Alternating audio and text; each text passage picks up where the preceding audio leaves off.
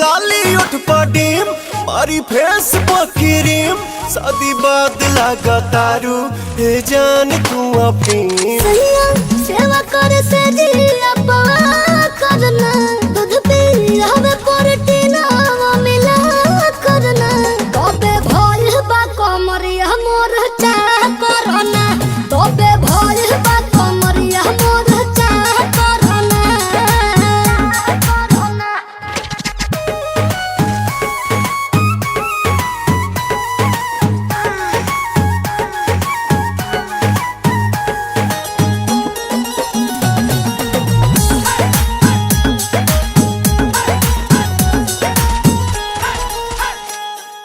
जगला में जो करे वो करे रात के मिलेला सुकून खाके राजा जी के हाथ के अच्छा लागेला कमर ककरी से भइल काटा हरावा हो गलिया लागेला जान टमा तारावा हो गलिया लागेला जान टमा तारावा हो कहे तोर गया तुझे को में पा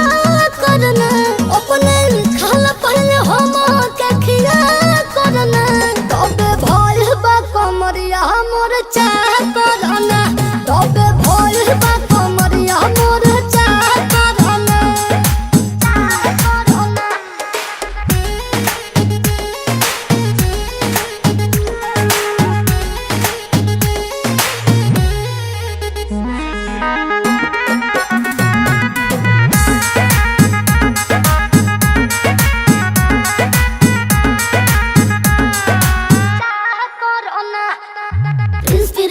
के प्यार देखे धांसो हर घरे जरत रहेली मोर सासो बुरा लागेला ढेरे सहतारू जान साचो पीरा हो तबे भइल जवानी जला जीरा हो तोहार भइल